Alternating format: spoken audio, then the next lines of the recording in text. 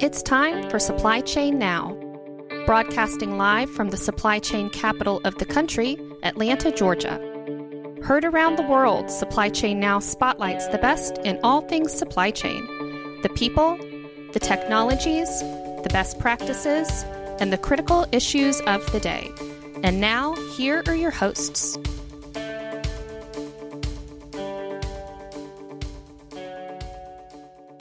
Hey, good afternoon. Scott Luton, Greg White with you here on Supply Chain Now. Welcome to today's show. Greg, how you doing? I'm doing very well. This has been a busy day, hasn't it? It has.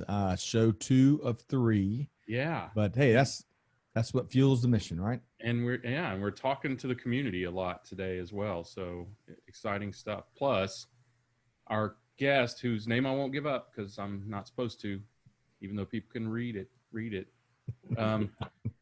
Is a friend of Jamin, so that's good enough for us. Agreed. That's right. All right. But today on this show, it's all about simplifying logistics, especially in an ever more complex world. So we're going to be working hard to raise your supply chain IQ today on this episode. Quick programming note before we get started. Hey, if you enjoyed this conversation, find us and subscribe for free wherever you get your podcast from. Search for Supply Chain Now and subscribe so you don't miss conversations just like this one. All right, so Greg, thank you for not giving up our guest, so I can introduce him now. I want to bring in our featured guest, Zach Ramirez, Sales and Marketing Director with Ally Logistics. Zach, how you doing? I am wonderful, guys. Thanks for having me. This should be fun. You bet. I love the whiteboard behind you. Greg, we used to utilize one of those, and from time to time, Greg would break out a concept because I'm always a little bit slower, and again, it gives you the chance to visually double down on the point you're making. So maybe you'll do some of that today. Oh man, I'm always willing to pull out a whiteboard. I come from a video and marketing strategy background, so there's always a whiteboard nearby. So love it. And as Greg pointed out, we love that nice looking camera back behind you. Yeah, man, you're ready for anything. Oh yeah. You could be filming us. There you go. We'll have to pull it on next time. That's right. Pretty good. So Greg, where are we starting here today? Well, we know the answer to this question, but I feel like it would be good for the community to know as well. So, Zach, tell us a little bit about where you are, where you're from, maybe a little bit about your upbringing. Yeah, for sure. So I am based in Grand Rapids, Michigan. It's kind of the west side of Michigan, about an hour and a half from Detroit area. And yeah, work for Ally Logistics. I grew up around the Grand Rapids area. I actually have 5 sisters and a brother. Whoa. So, if there was any sales and negotiation tactics I was learning growing up, it was, trying to negotiate for your dinner from your siblings. Yes, 100%. So, right. Just kind of grew up with a big family around the area. And I think that's kind of like the main hitting points there. So tell us what just really stands out about let's say your family life or your early life before you got into your career. Anything jump out at you that kind of typifies what your upbringing was about? Yeah, for sure. So, my parents were ones that, our house was always full, like not just with my siblings, but, very giving hearts. So we had, a lot of people that we were just serving in the community that, might have stayed in our house. And, my parents were also really big on adoption. So all of my younger siblings are adopted. And that whole journey was really what, I would say like that shaped the compassion side of me. Like the human side of me was really shaped growing up by seeing just all of these different stories and, stories that are now my sisters and brothers' stories that I would see. And it just gives you a different level of compassion to see what some people go through in their life. And I think it amplifies the blessings, around you. So you said service early on and significant number of adoptions. That's a heck of a service to the community and to mankind, frankly. So that's what a great foundation that is. So, all right. So other than your parents and your innumerable siblings, Let's do getting to know Zach question. Tell us a little bit about where you're getting your intel, your information, your knowledge, right now? Any go-to books or blogs or podcasts or anything like that? Yeah, for sure. So, I'm big on, I think networking is still like the best tool in anyone's, toolbox. So the more that I connect with people and have like a real into a community is when I feel pretty stable about like the information that I'm getting. So, I joined Ally about a year and a half ago, and really my first 3 months or so getting back into the logistics game was, okay, who do I need to be connected with in this network? So, guys like Ryan Schreiber or Nick Dingles or Jamin, like those are the guys in my mind that, they have a pulse in the community. They're seeing, from varying perspectives, what's going on in freight and transportation. And, those are guys that I really lean to right now to, say, hey, I got this problem. Like, what are your thoughts on this? Or give me your perspective. And, some of the best conversations in my mind, like with a network, are the ones where they're blunt with you, where I'm saying like, hey man, like, I think you're thinking about this the wrong way. Like, you should be thinking about it this way. And to me, that's the power of it. So yeah. Yeah, that's great. I mean, it's funny. We interact with the community quite a bit. I think I mentioned, or I will again, that I talked to an MBA cohort yesterday, and that was one of their questions is, how do you make your way in industry these days? Networking is hard. And, I think one of the things that everybody believes is it's not what you know, it's who you know. Scott knows what's coming next. That's 180 degrees wrong, in my opinion. It's not who you know, it's who knows you,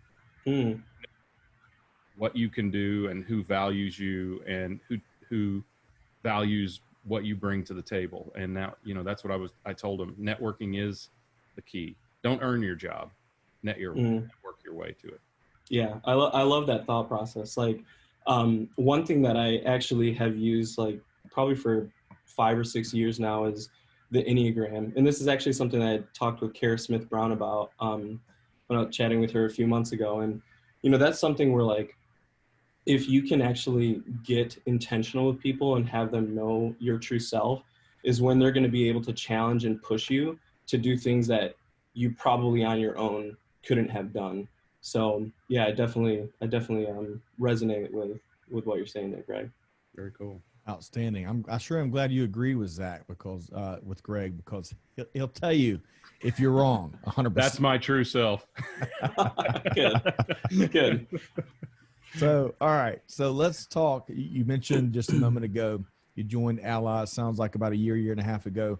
Let's go back in time a bit. So talk to us about your professional journey prior to your current time, including a role or two that really helped shape your worldview. I really appreciate what you've shared already in terms of how you view the world, but talk to us about a professional position that, or a couple of them that really helped you arrive at how you view the world professionally. Yeah, for sure. So yeah, I mean, early on in my sales career, I held a few different sales jobs, right? I like to say that one of my first sales jobs was actually, I had a band and we toured and, I did that for a number of years. And, you get a lot of rejections like on the road, whether that's from venues or trying to sell merch or whatever. So that was a really shaping experience being in that band. But then, getting into like, when I was like, okay, I can't do music forever. What am I going to do now? One of my first positions was actually working at Guitar Center. So kind of that music through line, first heavy commission job where you're like, okay, commission is, 70% of my income. I gotta start networking and figuring out how to make this thing work. And then I would say when so I spent 4-ish years at Gordon Food Service. So they're a local food distributor. And I held both sales positions there as well as analyst positions there. And really Gordon Food Service being on such a large level, I mean, just the amount that you're able to touch and learn at a company like that, it's pretty astounding. But if I had to pull both one position and also one lesson that I still carry with me to today, I worked in chain accounts at Gordon Food Service. So working with, people like Culver's or Wing Zone or whatever, right? Mm-hmm. And I think Gordon Food Service had this understanding of service and customer service that still to this day, like in the teams that I manage, is something that I want to replicate. And they had this idea of there's external customer service where I'm actually serving my customers and doing my best to fulfill their needs. But then there's internal customer service, and that's where the rubber really meets the road, where it's just like, how am I serving the person that sits next to me, and how am I serving the department that I have to work on with this? And that trickle down effect was just very cool to see within a company that size, and how they instilled those values. So yeah, and then I guess just to kind of complete the journey from Gordon Food Service, I started to kind of feel this drive to say, okay, what else is out there in terms of, this creative side of me that I want to explore. And from there, I actually started to work at a video agency in the Grand Rapids area, doing video and marketing strategy for a lot of mid-tier and small businesses. And, that really just opened my eyes to a whole world where I think in my head, I was thinking about sales as kind of this separate thing from marketing. And as a salesperson, I was like, well, those marketing guys are, or guys or girls, they're just doing this fluff. Like, they're not really the boots on the ground. And, that's just something that, like, I have a passion to bridge that gap even now today. But, yeah, working in the world of marketing, I was learning that a lot. And then from there, I actually launched my own marketing and consulting agency. And kind of through that is actually how I met the guys at Ally and fell into logistics again. So pretty fun journey. Love it. So before we talk Ally Logistics, and before I ask you about a key Eureka moment here, and we had an interesting conversation earlier this week, Greg, where we were talking about kind of atypical skill sets coming into global supply chain. And you and I both believe, as do many people, that's a great boon for the industry. Because it adds different points of view, different skill sets, different insights, different way of thinking to what can be, despite how it's transforming, it still can be at times a very traditional business environment.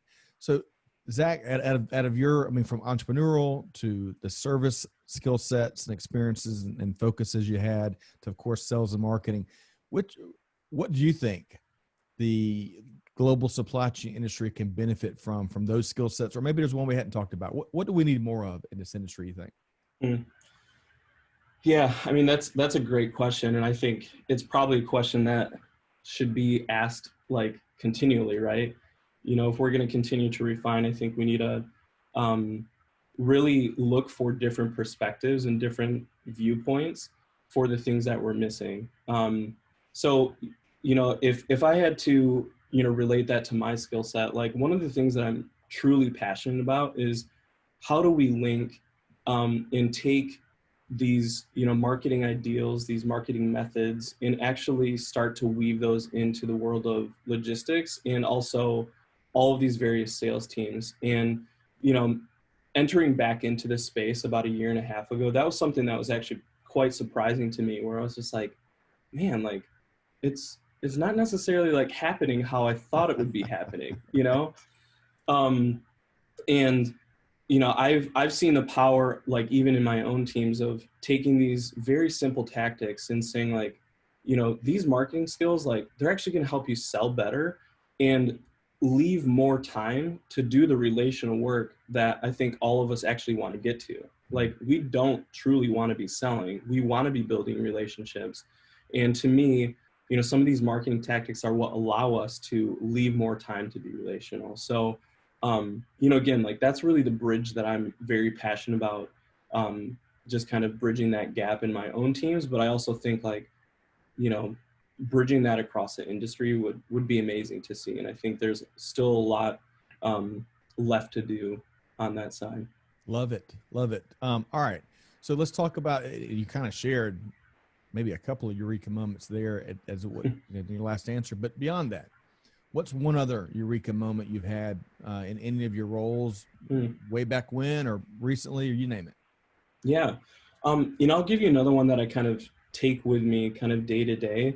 And again, I would say I probably learned this, when I was at Gordon Food Service again, but, it's just the idea that, so my team right now, we're probably about like 30, 35, right? So there's 30 to 35 individuals that, on any given day, they're bringing their outside world into work. And to me, this idea that like, I'm here to support them because they have something bigger outside of these walls. And the more that I understand what's going on outside of these walls that they care about is the moment that I'm going to be able to tap into their full potential as, a part of this team. And, this team building aspect to me, like, just understanding that like, yeah, like I want to get to know people as best as I can so that we can truly tap into their potential, like on a team. I think that idea is something that like, I hope, and if I ever get out of line, I hope somebody calls me out on it, but I want to carry that through my whole, journey as a leader. So, yeah. Love that, Greg. Yeah. I mean, I think that what you're hoping for is on the horizon for this industry. I really do. And I like the introspective nature of how you think about things, helping people to help you improve yourself, right? Or to guide you to improve yourself. That's a really introspective point of view. Yeah. So tell us a little bit about Ally Logistics. I have to confess, I was looking it up a little bit, so I'm not that familiar.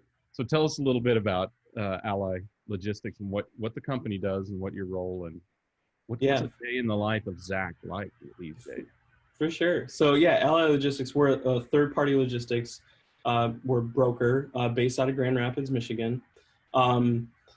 So we specialize in full truckload shipments, and our freight mix right now, I would say, is probably about like 80% dry van and reefer loads, and we're as of recently tapping a lot more into some flatbed shipments. So that's kind of our freight mix. But yeah, Ally, the company, started about 8 years ago now. So we just recently had our 8-year anniversary.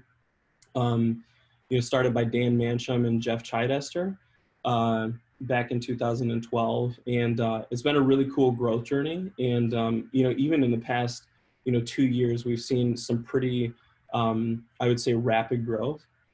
So going into the year 2021, we're planning to probably do 30, 35 more hires just to continue to grow in this area and serve more customers. And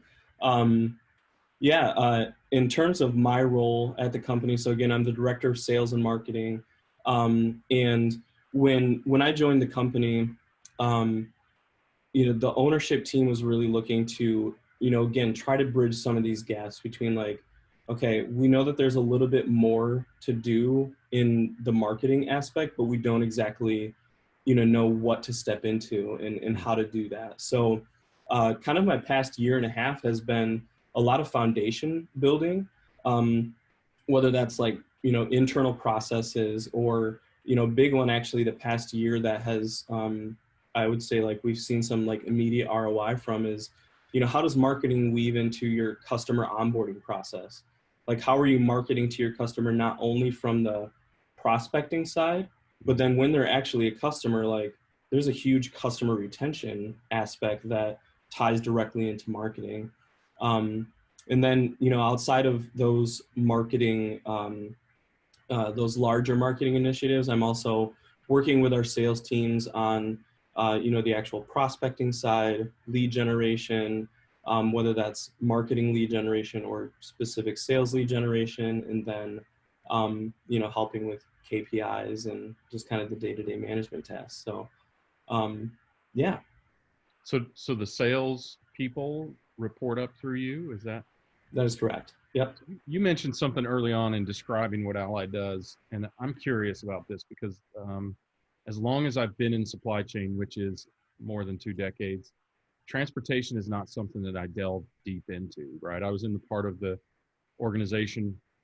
We handled it right up to cutting the PO, and then we sent it to a dark room with 2 people we called expediters, who basically arranged all of the transportation. So I immediately got curious when you said you focus on truckload, reefer, and dry van. Is that what you said predominantly? Mm-hmm. How does a broker or whatever you know about a broker or a 3PL or a trucking organization carrier, how do they determine what their niche is? Yeah.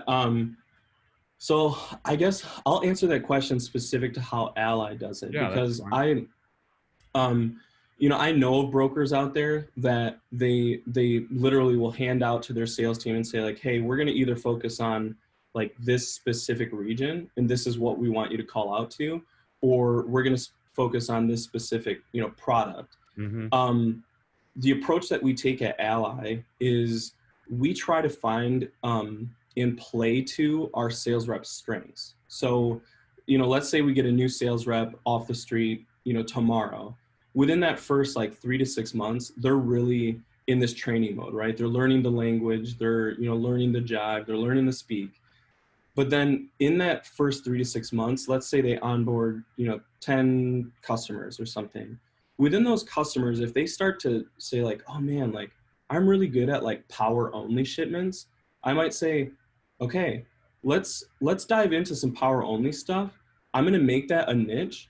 But then one of the duties and the tasks that I take on as their sales director is saying, okay, you're not going to build a resilient book of business if you just focus on power only. Dimensional, right. Right.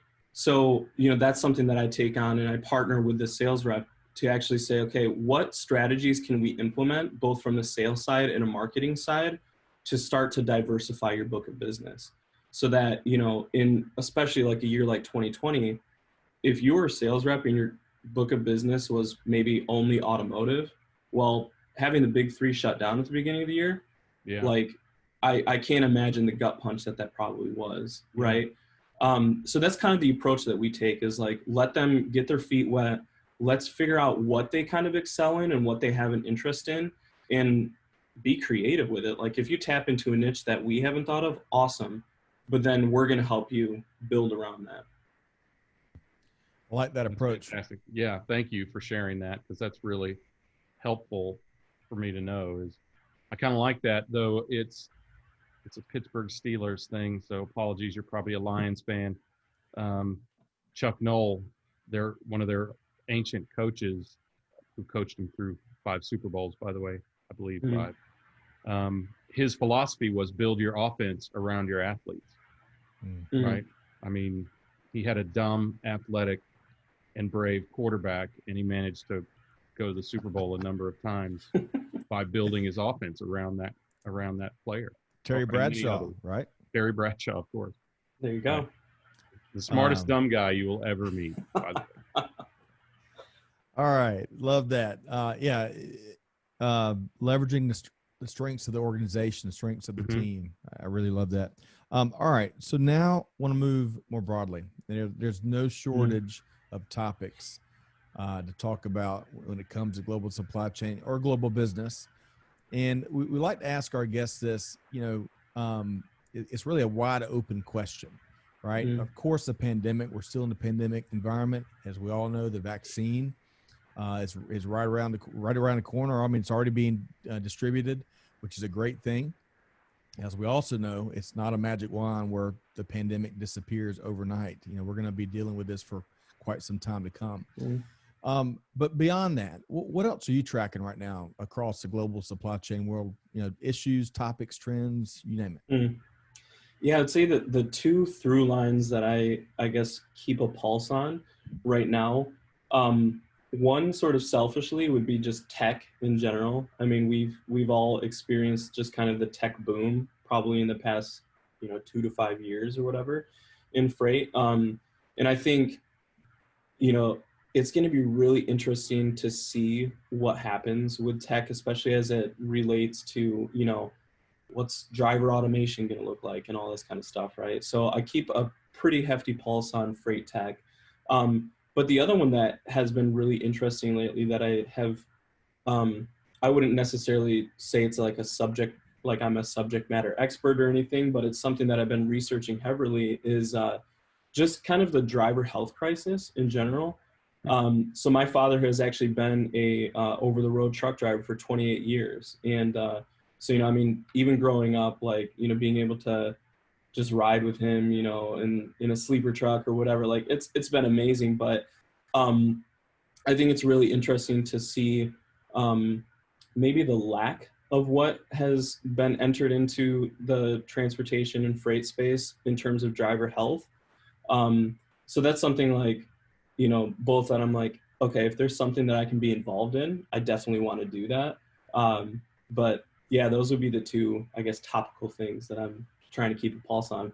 So not to put you on the spot, but put you on the spot, and if you'd like to decline, that's perfectly fine. But you know, driver experiences has been something we've been tracking a lot, you know, here in recent years, and you know, they've never had enough recognition, and they're very taken for granted. They're, you know, we've seen across social media from and beyond, and secondhand conversations, some of the abuses and the what they got to put up with day in and day out.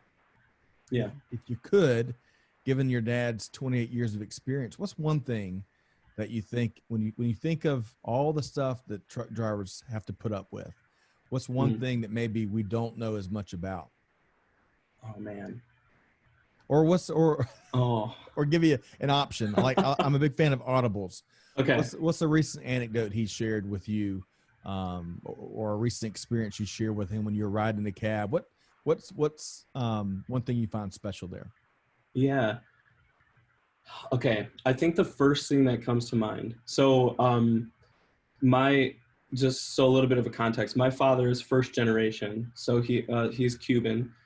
So he came over when he was 3 years old to the States. So I think just his experience alone, like being a Cuban, and some of the racism that he has probably faced in his 28 years, like, you know, that's really interesting to kind of dive into and I guess peel back the layers. And I would say there's definitely room for improvement, like just in general, like maybe nationwide, to improve like how we fight against some of that racism in our industry. But then I would say outside of that, something that he brings up quite often is, as it relates to driver health, is just kind of the lack of healthy options. So if you're an over-the-road truck driver, right, like, you know, it's not out of the question to be driving, sitting for 14 hours, right? If you're getting your meals, you're getting that at a Love's or Pilot or whatever. And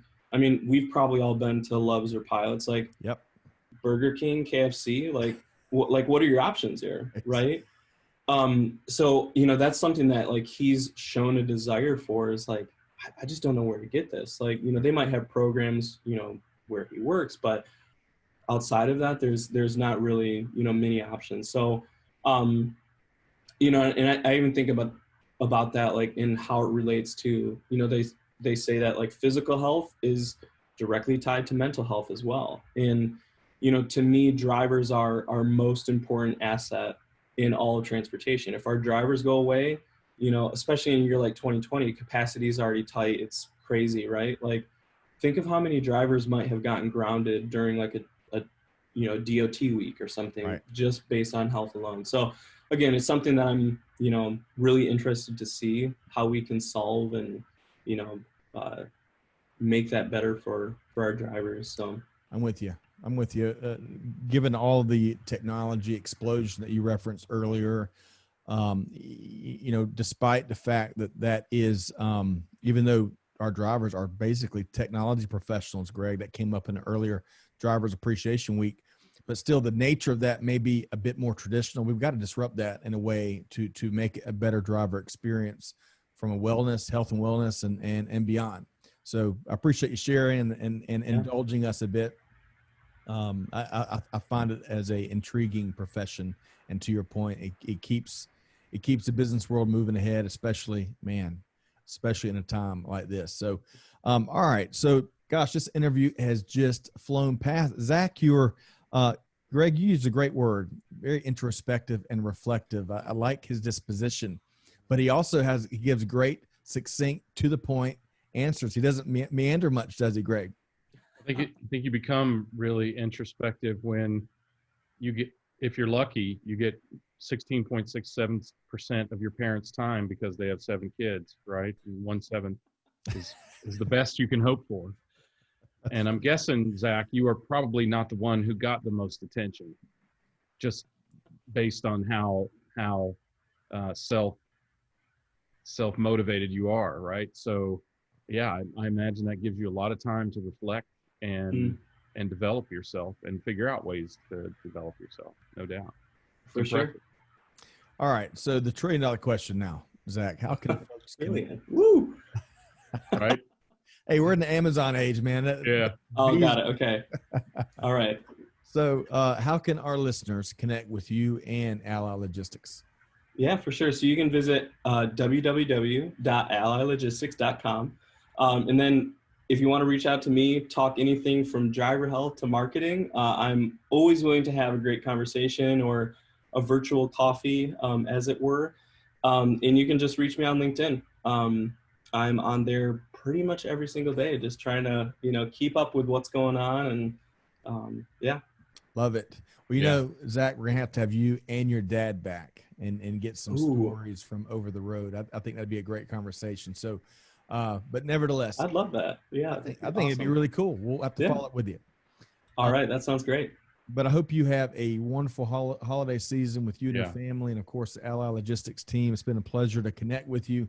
Let's do it again soon. Zach Ramirez, Sales and Marketing Director with Ally Logistics. Thanks so much for your time. Thank you, Scott and Greg. Really enjoyed it. I would too.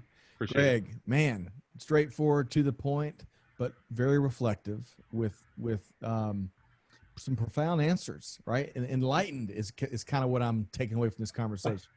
Albert Einstein said, if you can't describe what you do in 30 seconds or less, you don't understand it well enough. And I think that is the essence of who Zach is. He very much understands who he is and what he's doing and what his company is about too. Yeah. So it doesn't take a lot of words if you can communicate it concisely. So it's making me blush. I sure hope.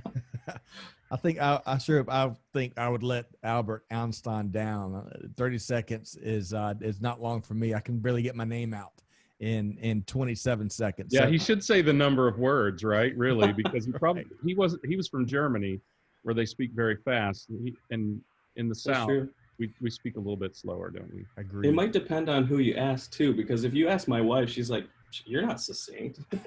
What are they talking about?" Right. Awesome. Well, hey, now she has evidence, Zach. Yes. So just say, look at this. I'm going to make her watch this episode. That's 100%. Right. Well, a pleasure. And to our audience, hopefully you enjoyed this conversation with Zach as much as Greg and I have. If you enjoy conversations like this, check us out at supplychainnow.com, or of course, wherever you get your podcasts from. Make sure you subscribe so you don't miss anything. On that note, challenge our audience like we challenge ourselves every day. Zach brought up some outstanding issues in this regard, but do good, give forward, but be the change that's needed. And on that note, we'll see you next time here on Supply Chain Now. Thanks, everybody.